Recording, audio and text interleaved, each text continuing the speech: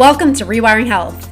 If you're a high-achieving woman feeling trapped in the endless cycle of guilt and exhaustion from always putting others first, then this is your sanctuary. I'm Dr. Kelly Kessler, your dedicated empowerment mentor, and I'm here to tell you that it's time to reclaim your peace, health, and happiness. Imagine waking up every day feeling energized and unapologetically living for yourself. Together, we'll break down the walls that have been holding you back and unlock the vibrant, unstoppable force that you truly are. It's time to put yourself first, embrace your authentic self, and live a life that's not just endured, but celebrated. Now let's dive in.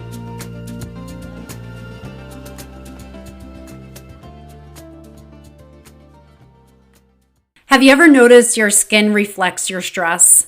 I used to struggle with mine, dry, dull, reactive, until I started pairing nervous system regulation with products that actually honor your body. That's why I love Milk and Butterflies. They handcraft every formula with 100% organic ingredients and powerful aromatherapy oils. They aren't just products for your skin, they're rituals that restore hydration, resilience, and calm even in the busiest seasons of our life. You can try them for yourself and feel the difference. Head to Milk and Butterflies and use my promo code Dr. Kelly for free shipping. That's DRKELLY for free shipping. Also, check out the link in the description for the podcast. I am so excited for today's conversation because it's one that really hits home. We're diving into the journey of self-love, healing, and what it truly means to come home to yourself after years of trying to be enough. My guest today, Jetty Nieuwenhuis, is such a radiant light in this space. She's a speaker, model, and wellness advocate who has brought through her own powerful transformation through bulimia, Lyme disease, and depression, and now helps other women wake up from autopilot and unapologetically go after their desires. What I love most about Jetty is her honesty. She doesn't sugarcoat the messy parts of healing or pretend it's all perfectly curated. We talk about inner child healing, shame, self-trust, and the tender process of accepting all parts of yourself, even the ones you used to hide. So if you've ever felt like you're doing everything right, but still feel like you're not enough, this conversation will remind you that healing isn't about fixing yourself. It's about remembering who you've always been. Let's dive in. Well, welcome to the podcast, Jetty Nieuwenhuis. So thank you so much for being here. Well, thanks for having me. I'm super excited. Yeah, I feel like there's been so many things that I was just speaking with you like that deeply resonate with, your story, and I think so many people will really relate to. And one thing I would love to get to is I know you talk about self-love, and this is something that really touched me what you said. It's just like it felt so foreign. Like, how do we love ourselves? It feels so elusive. And I felt that myself too. It's like just love yourself, and it's almost like the more you try to force it, the more foreign it feels. Can you talk Yeah. about your journey with self-love and how it became something that you've been able to connect with a little bit more? Yeah, it started like my journey started really in 2018 when I was diagnosed with Lyme disease in 2017. And so I became more aware of body and mind being connected. That was also a very foreign idea for Mhm. me, that my body is something and my mind is something and everything. And then, I started reading work from coaches and blogs and stuff, and everybody was talking about self-love. And yeah, I was indeed like, yeah, self-love, gotta love myself, but easier said than done. And when I did so many forms of therapy, and that's when I really started to learn that I had to accept all the ugly, dark parts of me. Mhm. That to me is self-love. Mhm. When once you acknowledge that all the shadows, the limiting beliefs, the traumas, that's when I just a few years ago I was like, okay, so this is self-love. Self-love is just uh, being non-judgmental to yourself, to those parts, and acknowledge them, and like, okay, yeah, this is all of me, and then also embracing everything all the nasty things that for me personally I've been through, that embracing that and saying, yeah, that made me. This is who I am today. And because of all that, and to me that is self-love. I so appreciate you sharing that and that acceptance of all parts because I think sometimes that can get lost in Oh yeah. the mainstream self-love. Like, Yeah. if self-love is taking yourself to the spa or self-love is Yeah. just giving yourself 5 minutes to sit. Like, that can be part of it, but it's so Yeah. much deeper than that. And just having the compassion for all the things you've been through and knowing that like Yeah. you did the best you could with what you knew at the time. So it's just Yeah. yeah, it's so profound. I appreciate you sharing that because I think we need to really just like amplify that message of like there are, quote, good things and bad things, even though that's not even everything is just good. Everything is just Yeah. there to support us, but just realizing that's part of our journey. Is there, Yeah. with your journey of like self-love and maybe having some challenges with that, is there anything you can see throughout your life or maybe in childhood that really made that maybe more challenging for you? Well, I think what I just thought of is just really stepping out of that victim mentality. Mhm. That is self-love. Getting Mhm. out of that victim mentality. And I really grew up in a family that felt a victim of everything. And I think unfortunately a lot of people feel that way. And I mean we're both hoping we can change that, right? With sharing everything we share. And so that made it very hard. And it's then at some point it's meeting the right people. Mhm. And for me personally, when I moved to Canada, I grew up in the Netherlands, and I moved to Canada when I was 30. And so that made it really easier to uh, create a distance between my past and that web of limiting beliefs and trauma and that victimhood. And I started to see that or realize that I'm the person making my own life, and that is not by being a victim. And I must say that having the husband I met him when I was 21, which was a really good thing that happened to me, because he was totally not a victim.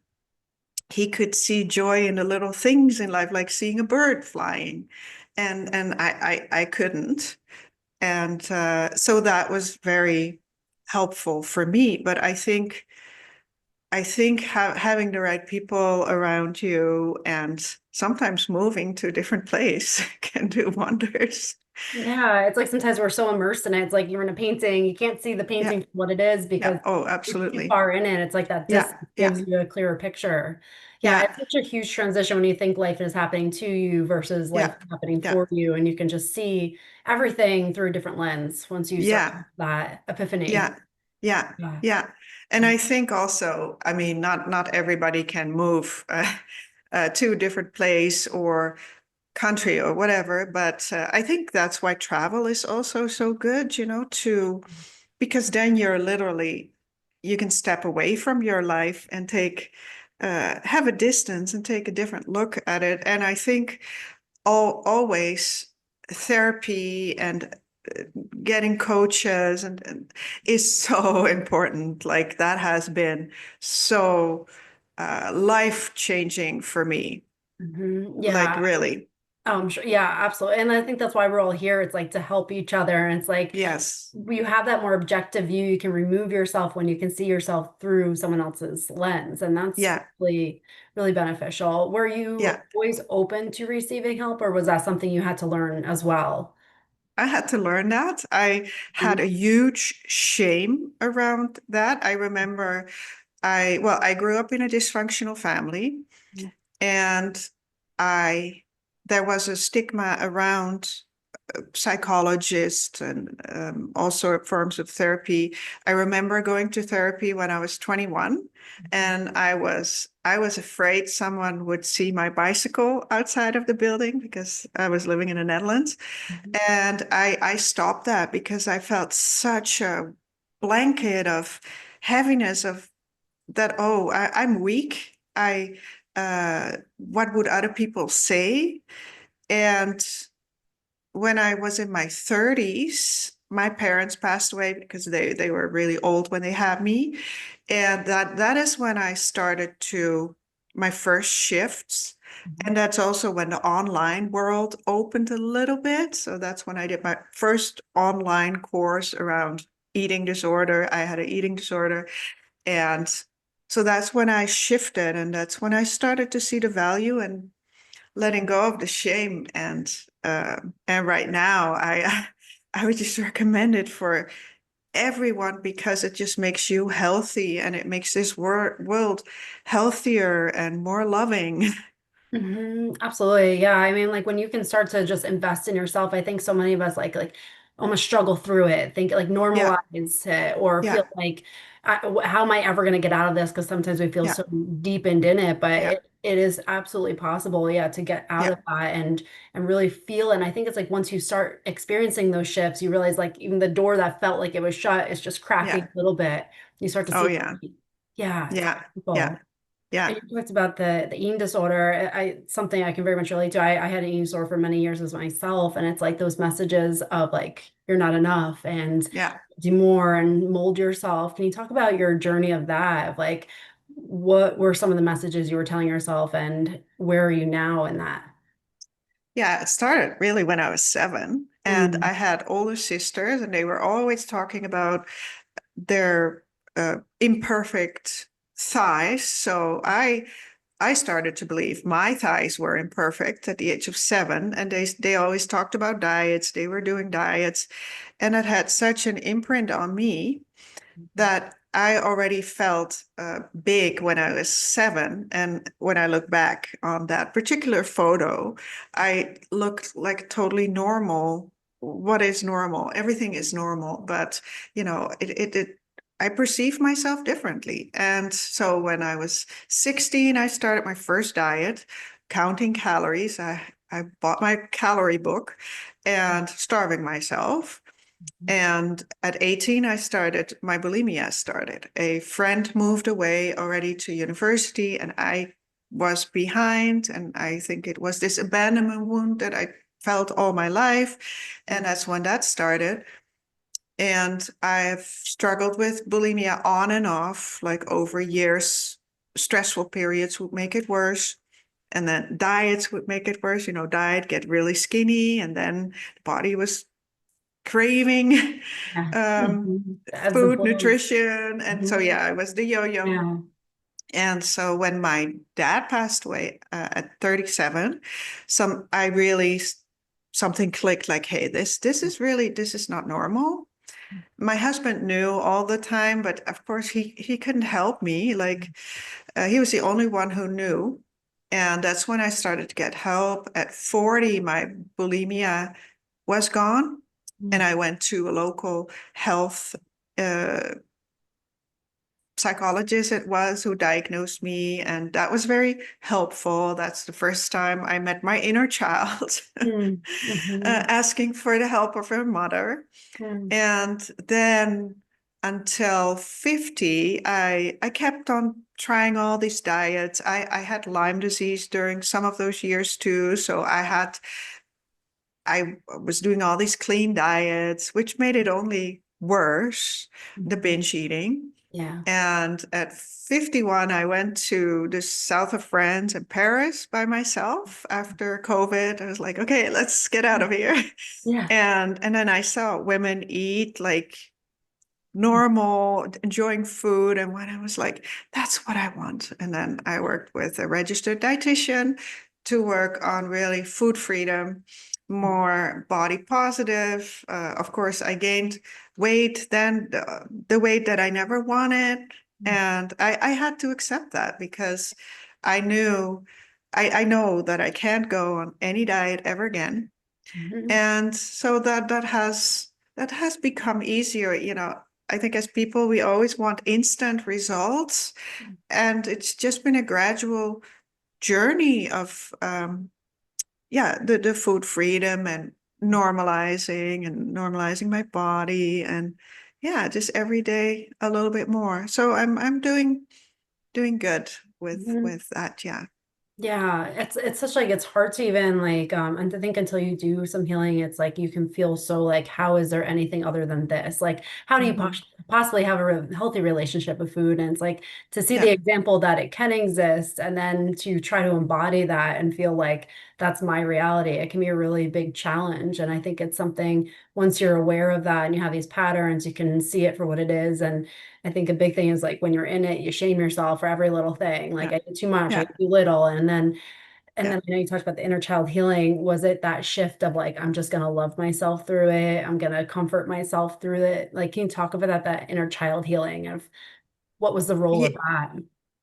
Yeah. Oh, that inner child is huge because Mhm. everything we do, well, at 30, 40, that was my first meeting her. Mhm. And closer to my 50s, I started to do more inner child work. And that's when I really saw that everything we perceive right now, if you've not done any work on it, is really perceived through that inner child. Being in that situation at 7 when someone told you, oh, you're too much, or you're too smart, you're too creative, don't laugh so loud, or whatever, whatever it was, or don't eat so much. Um, we still hear that voice, and all through that your life. I mean, the inner child can be 15 too. The inner child can also be 21. Mhm. I have gone back with inner child healing through many situations, even coming to Canada as a 30-year-old young mother, being challenged. And just going back into those situations. Imagine you're back there touching the pain that has been life changing. Like, and also just knowing that, like, I really know now that I'm really a blank slate. I can think whatever I want, Mhm. really. Of course, Yeah. I have fears and limiting beliefs, but I know that I'm the one who put it on me. Absolutely. And it's like so empowering when you realize it that even though those things happened and you didn't invite them into your life or you had no control over it, you can always go back and give it a different Yeah, meaning and comfort that yeah, version of you.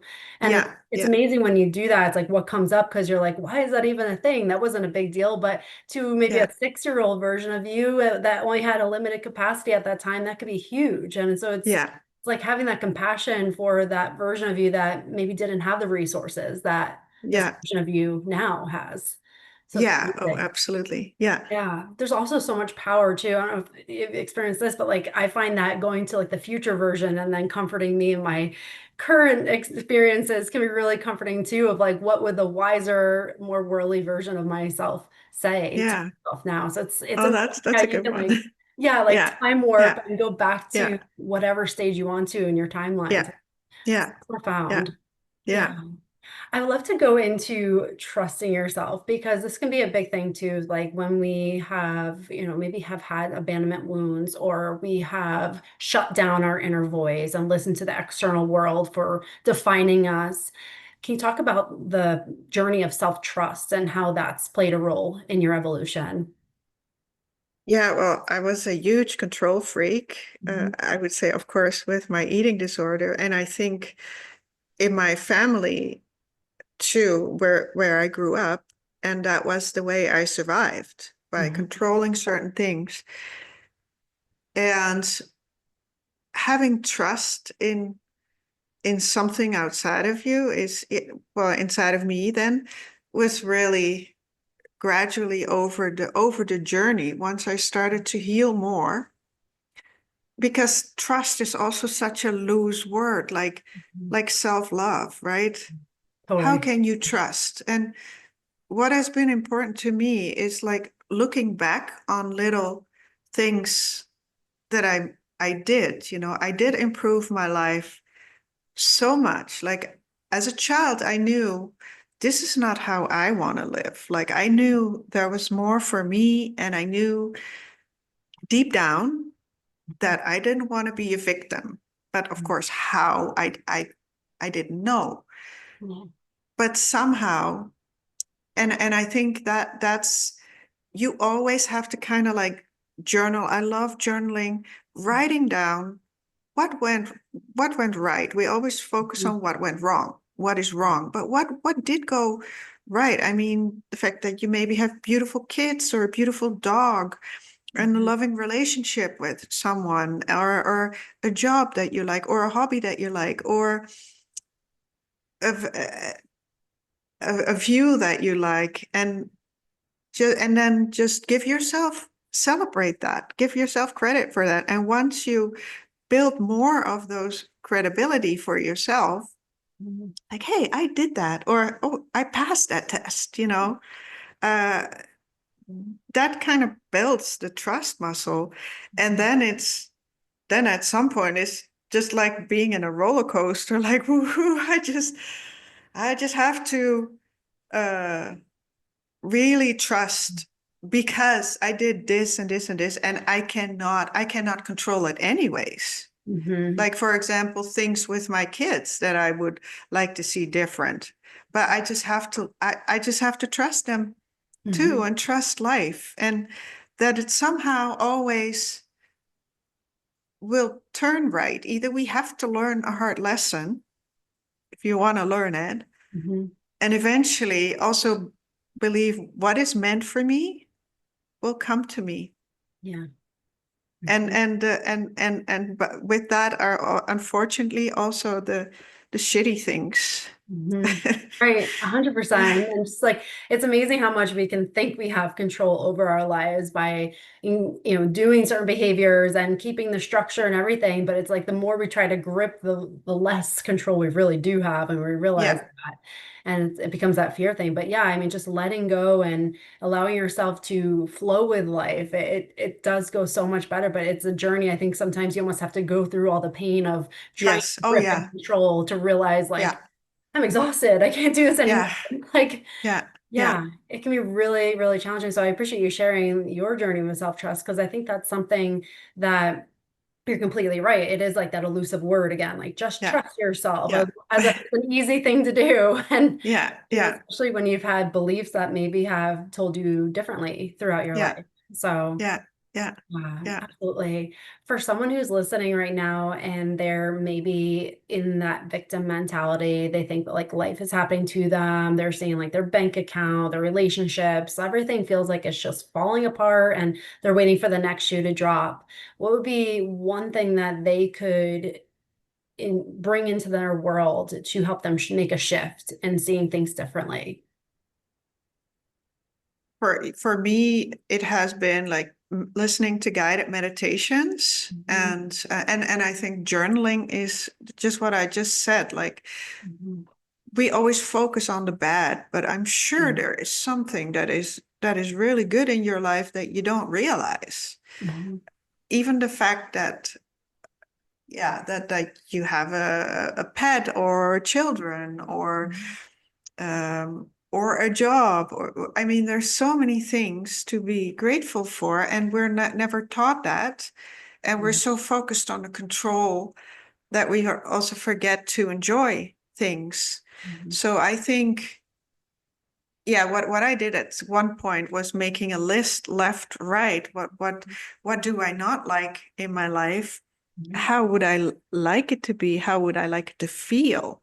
Mhm. And and definitely one thing I always recommend to people is just heal the traumas. Find a coach, find a person, or even a friend that you trust, or talk about things and really face the limiting belief, the stories that you tell yourself, Yeah. because that is usually what is getting you into that mindset, or situations that you don't like.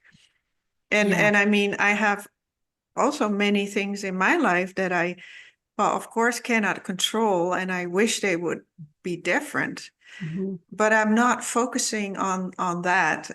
I've learned that over the years, Mhm. and I think just giving yourself grace and point out the little victories you made, Mhm. and Yeah. from that point on, um, starting to build that. and have a manifestation list or something, and Mhm. the little things that come through. And if you have trouble with money, have have a money coach. I mean, I was also a shopaholic, I had no worth of money and stuff. So I had to learn to look at my credit card, what I would, okay, I had no clue. Yeah. And sometimes we just have to face those things if we want to improve them. We just have to Yeah. be aware of them. And Mhm. even when we don't like it, there's a lot we're not going to like. And that comes to self-love again, is then giving yourself grace. And okay, I do that. Oh yeah, I do that pattern. I had many patterns in my life, Yeah. and still there, it's never ending. Like, Yeah. okay, I've done that before this, Mhm. and I think that is huge when you're in victim mode, to step out of that, to become aware of those things and wanting to acknowledge it and see it, and Yeah. then know, okay, hey, I can change this. Mhm. I was in my late 40s when I drastically started to change things. Mhm. And it's not that I was born lucky. I Mhm. knew nobody when I came to Canada. Mhm. And so I did it all, and everybody can do that. And Mhm. I had so many limiting beliefs and such a low self-worth. And so if I can do it, anybody can do it with little steps and acknowledging, hey, okay, I do that. Yeah, I'm not perfect. Mhm. Okay, how can we change it? I mean, we have Google nowadays, we have AI. You can look anything up and you can get a coach, talk with someone, and just face it. Yeah, Mhm. face the Yeah. things. Absolutely. Things grow in the dark. It's like once you shine the light on them, they can't go Oh, yeah, anymore. And it's like that's yeah, so powerful to realize that like you have the opportunity and like you're a testament to that, that you can make changes at any time yeah, and really transform your whole life. But it's just yeah, taking a step forward and approaching it with yeah, curiosity and seeing like what can my life become when I actually face the truth of what I'm experiencing. It's so powerful. But so resonate with that. I mean, for a moment in my life, very much that victim mentality, and I had so much to be grateful for. I could not see a thing. I couldn't see yeah. any of it. I look back and I'm like, oh my gosh, like how did I not see all this? It's like it's amazing how much it shrouds your vision Oh, in life yeah, when you're in the thick of it. Yeah. yeah, But yeah, absolutely. Yeah, you're right on. It's like the muscle though, like when you start to deliberately focus on just the tiniest things, even if it's like a yeah, flower in the grass, like you start small and it yeah, builds. You start to see more of it. It's yeah, powerful. Yeah. yeah, yeah, it is. And it can be very little. It doesn't have to be overwhelming. Mm-hmm. Yeah, absolutely. Going back, so, the version of you today, if you had to share advice to the past version of yourself, what's one thing you would tell that girl in your past to help her journey be smoother? Or not even smoother, just help her along the way because it's part of the rocky road that makes you who you are. But what would you tell her? Yeah. Yeah, I told myself in those inner child meditations, meeting her, I told her, like, you know what, your life is it's turning out all okay, it's turning out beyond your imagination. Mm, And also, I tell her, you told yourself a lot of lies, and there were also people around you that told you lies and that were straight out mean to you. mm, Yeah, I had some people can just be mean, and that is very unfortunate. But if you feel low self-worth, you just let that happen. I was a doormat. I was also a people pleaser. mhm, And so I tell her that, and I know now better. And I also unfortunately had to let go of some people that did not have my best interest in their interests. So once you start to see your self-worth, you start to realize that too. And then it's just better to surround yourself with people that really do respect you. And even at 50, I realized for some person, oh, that person never really saw mhm. me, respected me. And yeah, then it was like, okay, we're done, and just give her the inner my younger version a big hug, and a little cry together Yeah. about the situation and how lonely she felt. And yeah, I tell her, okay, you know what, your life is turning out beyond a-okay.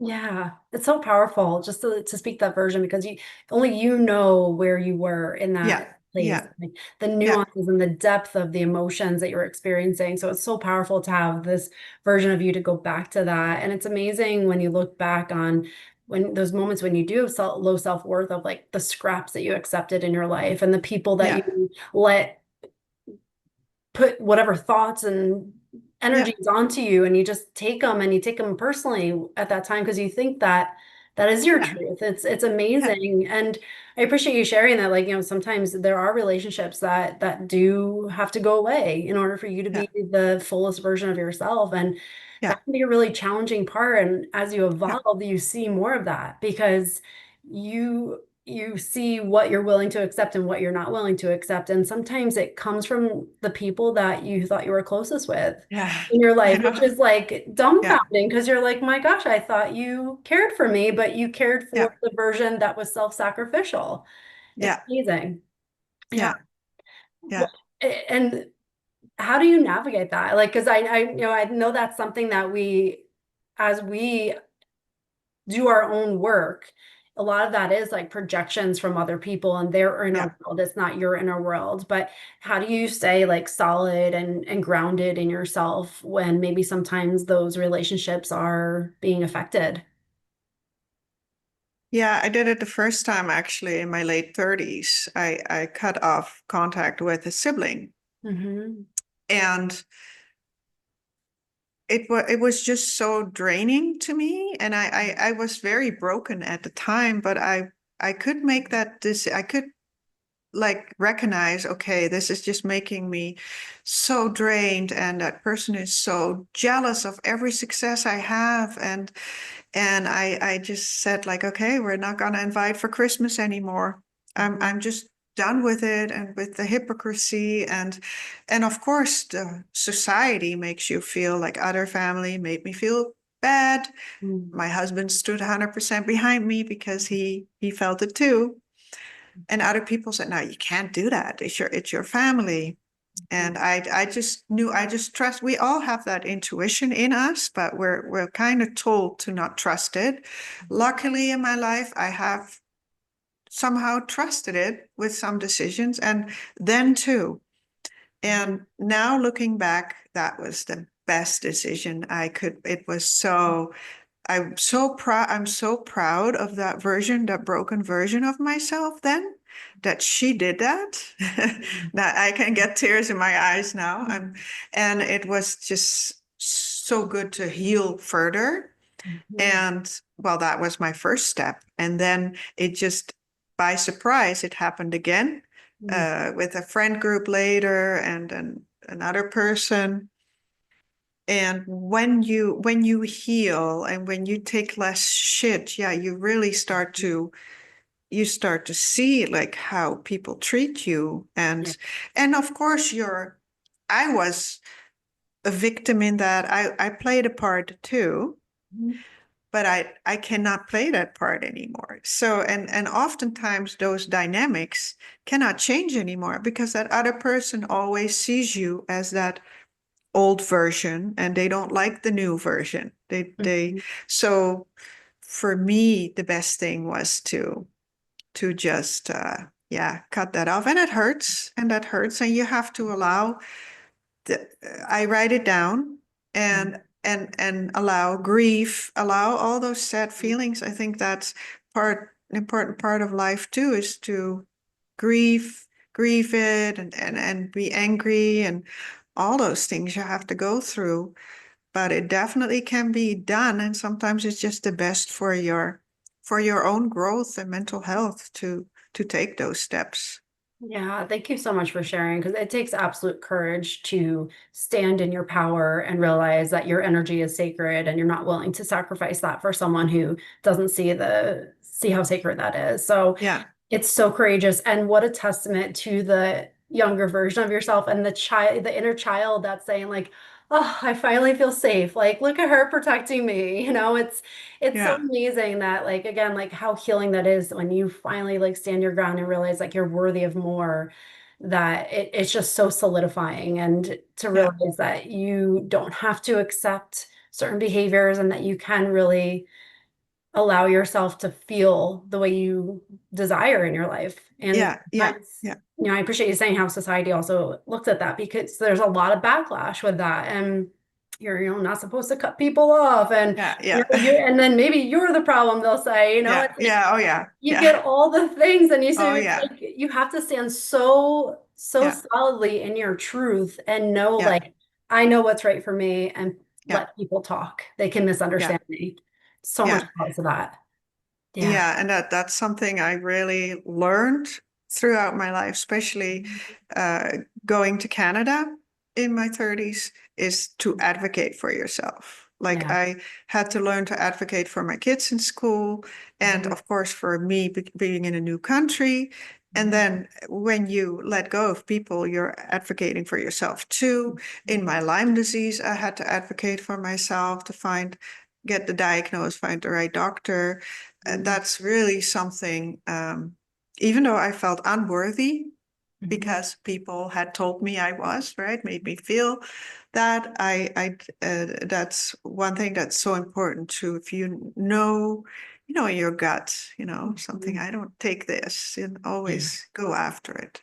Yeah, absolutely. Yeah. You can't go wrong with like being loyal to yourself, Yeah. because it's only when you betray yourself that's when you make those decisions that you regret, because you relinquish your energy and your power outside yourself to something Yeah. that you thought was greater than yourself, but it never was. Yeah. And so there's so much power when you can just stand in your truth and know what Yeah. you're worthy of. And Yeah. I so appreciate you sharing that, because it's so vulnerable to share some of those aspects of the journey. And that I think sometimes people are like, oh, on my healing journey, and it's like butterflies and sunshine, but there's like deep grief, there's deep, tough moments, a lot of Yeah. emotions that you feel, and you have to sit through them and put the mirror on Yeah. yourself over and over and Yeah. over again. That it is a really challenging process to heal a lot of those wounds. But would you say, and I probably know the answer, but would you say it was worth it looking at the Oh, end? yeah. Yeah, like Mhm. it just completely changed my life. It changed. I could have never dreamed as a girl. That's what my sister-in-law said in June when I was visiting in Europe. She's like, "Could you ever dreamed as a girl that you're basically doing but could you imagine this would come true?" And I'm like, "No, I couldn't, because I didn't believe in myself." And I believe all the successes I have are because I'm constantly on that healing, peeling journey. And I Mhm. actually look forward to go into a meditation when I know that someone, for example, triggered me or something happened, and I'm like, okay, this is a mirror for Mhm. me. Hey, this is exactly what I do too. And Yes. then I'm sometimes looking forward to getting into the childhood story, and Mhm.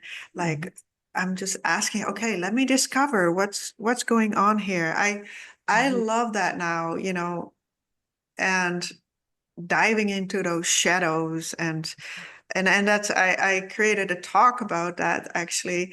It's called From Shadow to Shine. And Mhm. I just enjoy the healing journey, and it's so worth it because everything changed in my life. Yeah. Everything.